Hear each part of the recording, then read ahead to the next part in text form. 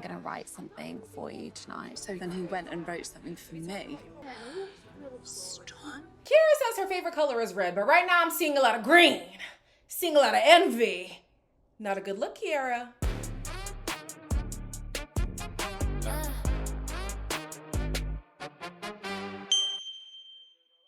Hello everybody, welcome back to my channel. My name is Queenie. For those who don't know me, reviewing Love is Blind UK Season 3, Episode 3. Before I get into it, please make sure to like this video, subscribe and hit the bell, and leave a comment down below. The episode starts with Kiara talking to all the women. She's giving a toast about self-love and self-worth and all these kinds of things, and I'm like, oh my gosh, girl, please. So obviously, Faye is in her head about all the things that Kiara had said before. She's thinking, do I want to be with a man who's telling another woman that she's his number one and all this kind of stuff?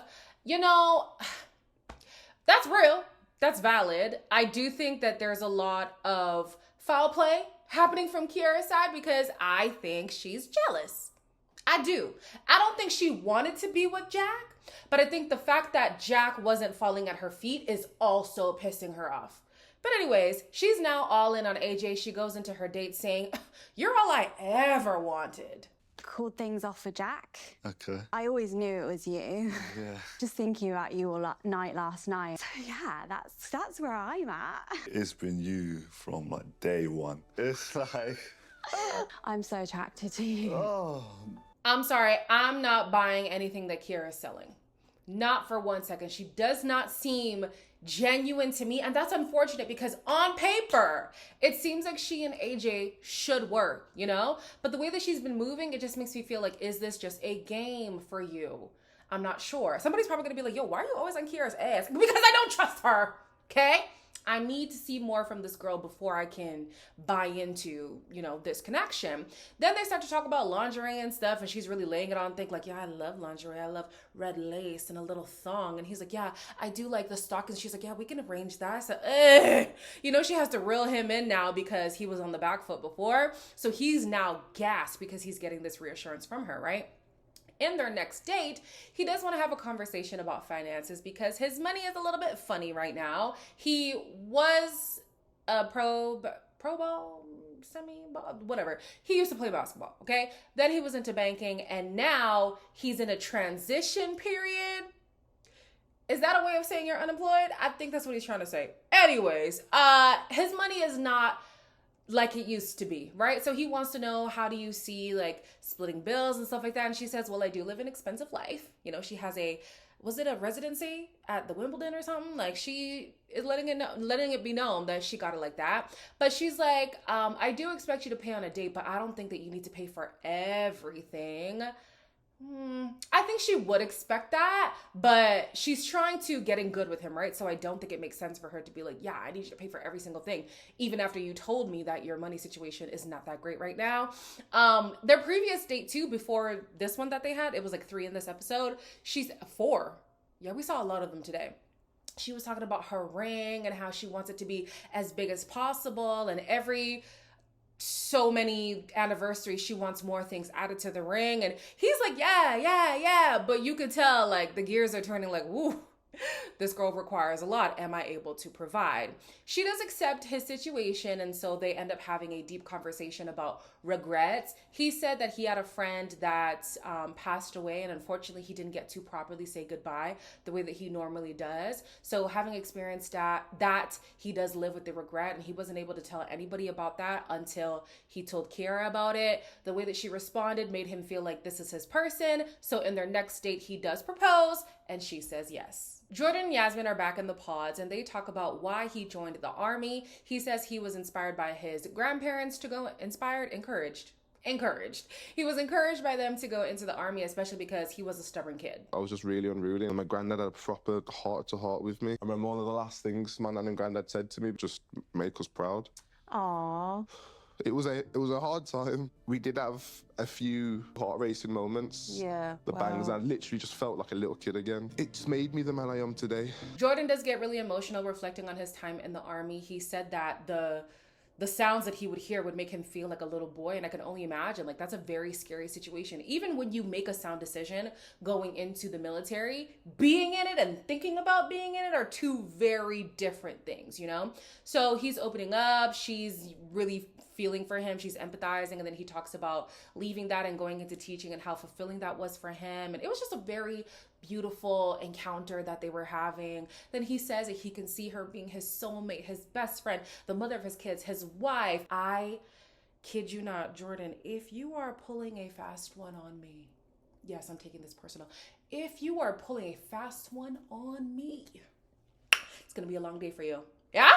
It's going to be a long day. Cuba says she's never dated a guy who is as spiritual, or maybe even more spiritual, than she is, so it is refreshing to be on dates with somebody who actually understands her little quirks, because he's exactly the same. I just feel like I was pulled to this. I feel the same too. We're both a bit weird, a bit eccentric. I'd never put my kids in school. I want my kids to be raised knowing like how to grow things. We can teach them that more than any school can teach them that. I also want them to have that choice as well. Yeah. Put them kids in them schools, okay?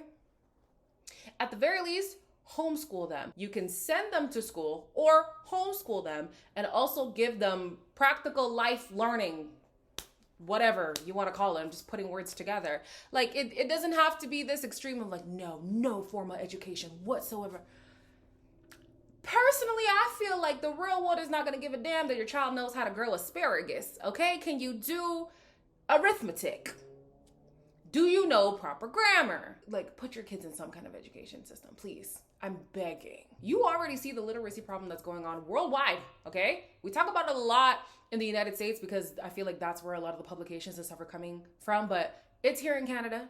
It's there in other countries as well. There is a literacy crisis.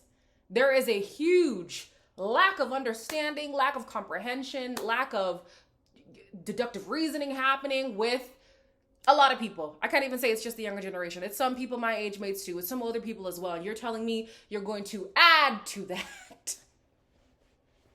Put them kids in school. On their next date, they both talk about having a guard up, and I can understand that. She says that she feels like this may be too good to be true. And yeah, it seems like he's absolutely perfect for her. So I can understand why she's like, you run a game? Like, what's really going on? I believe that Ryan is being genuine. I believe that she's also being genuine. So I do think they should lean in. I think that they should.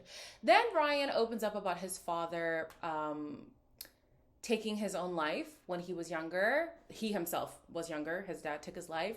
And since then, he has PTSD essentially. So even when he was staying with his brother, when his brother was staying with him, whenever he would hear a sound, he would rush over in a panic, thinking that he was also taking his life. And he has this worry with anybody in his family. He's always wondering, like, are they also going to, succumb to that pressure? And that's real.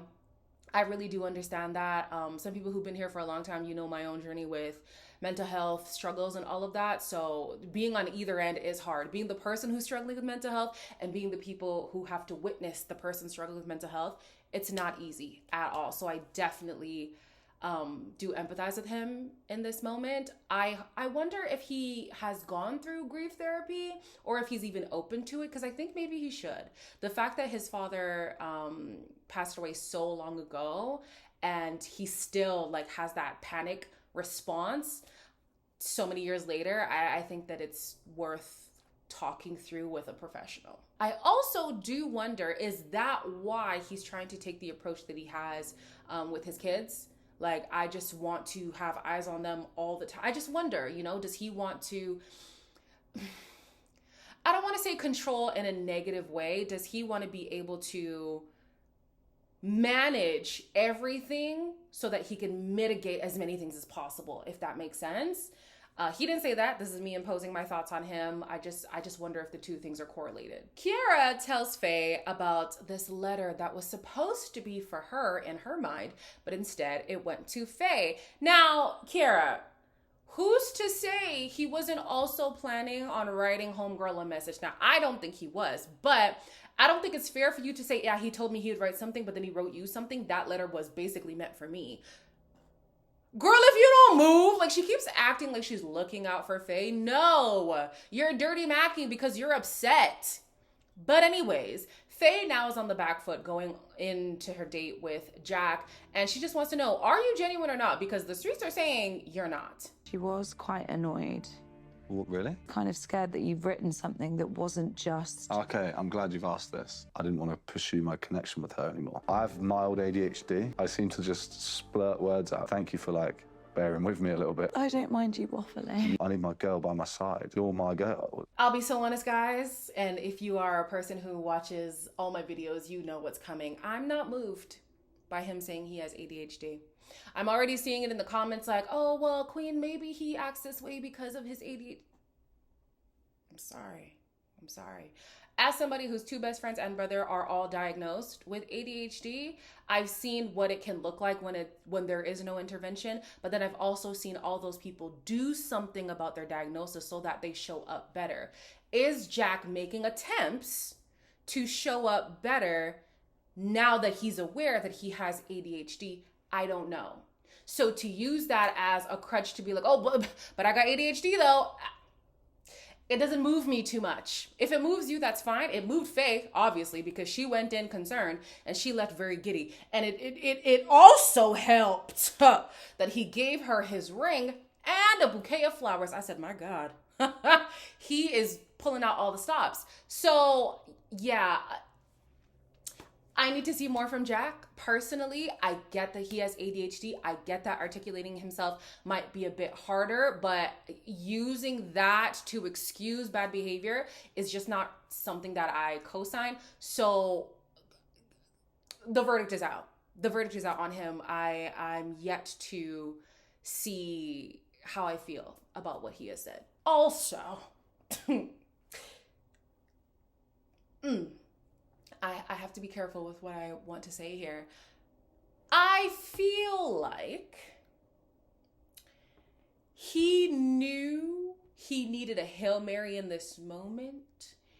And in order to disarm her, he had to give her something that she could not push back on. And him saying he has ADHD, like, what are you supposed to say to that? It happened before with Ollie. And the folks tried to come for me. I still feel the same. I don't care. I feel like Ollie also gave that information when his back was against the wall to disarm Demi in those moments. And it's just interesting to me. I don't know if there's a right time, quote unquote, to say, hey, I have X diagnosis, right? But I do question when that diagnosis is presented only when your back is against the wall. Chevanique is feeling very confident about her connection with Joseph. She feels like they have something that's more genuine than what he has with Francesca. I said, how would you know? You're not on those dates with them. But anyways, she walks into this date determined to make Joseph pick her. She's like, I'm your match. Okay? There's no two ways about it. What are you like actually in person? Like, You fall in love. I know that you're attracted to me, Joseph. Like sexual tension vibes. I think the thing that I'm kind of struggling with you is, don't know on an emotional level if we've gotten there yet. I do keep my cards quite close to my chest. Do you want to open up? But I'm just so scared. It's scary, isn't it? It's incredibly scary. You're good. Yeah. Now, Chevanique. Okay. So, she admits that she's had a guard up, right? And she wants to get vulnerable. She says that this is something that she really struggles with. She gets emotional. I want to be vulnerable. Vulnerability is so important. He's like, yeah, it is important. We do need to get vulnerable. Yeah, I'm feeling very vulnerable in this moment. She's crying. He's consoling her, all this kind of stuff. Did they ever get vulnerable? No. They cried, or she did, about needing to be vulnerable. But I didn't see her get vulnerable. Maybe they had another conversation. Of course, Love is Blind. It's a show, so they are going to chop and screw things. But I think the story they're trying to tell us is ain't much going on in this relationship. So I was like, you thought your connection was more genuine, but you have yet to even be vulnerable with this man? Like, what's going on, sister? On his date with Francesca, he's realized that there's been a development. She's now calling him babe or baby. I don't remember which one it was. And it's a welcome development. He's like, oh, okay. you're kicking it up a notch, and I do love that. I am closer to making a decision. And she's like, when will you know? And he's like, 24 hours. What difference is this far into the process? What difference is 24 hours going to make? I'm sorry. Okay, fine. He says what he's missing from Chevanique is the depth, and what he's missing from Francesca is the flirt. So her saying babe and all of that, becoming like softer and flirtier and stuff, is really working for him. Jordan writes Yasmin a poem which ended in him proposing. Of course, she said yes. She got emotional, and hearing that she was getting emotional made him break down. I was like, oh, this is so cute. Fast forward to the reveal. Guys, I have to be honest. I was wondering, is seeing the vitiligo in real life going to like jolt him a bit? Because hearing about it and seeing it are two different things. However, he seemed completely unfazed. Oh my God. You are gorgeous. Will you marry me? Of course I will.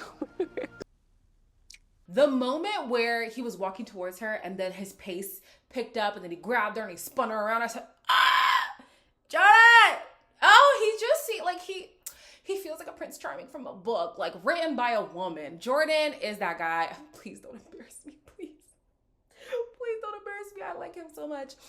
So I thought this interaction was really nice. Now, if I am being nitpicky, right? Their first kiss was great. It felt passionate, you know, very nice. The kisses that came after felt like baby bird kisses. And I was like, what's going on? I don't know if it's because somebody was really deeping whether or not they were attracted to the person. And I don't know whose side it was on. Was it on her side? Was it on his side? I don't know. But the kisses felt less and less like, you know, like, it just kind of gave like, okay, but yeah, I didn't really like that. It's then time for AJ and Kiara to meet. And the way that they were both walking so slow, I was like, what's going on? Oh my God. I'm so tall. I love the ring. So sparkly. 3 diamonds. Heavy. Nah. I'm not buying what she's selling. Not for 1 second. I'm so sorry. I heard more compliments about the ring than I did about AJ. That could be the producers manipulating it. However, she said the only thing about his physical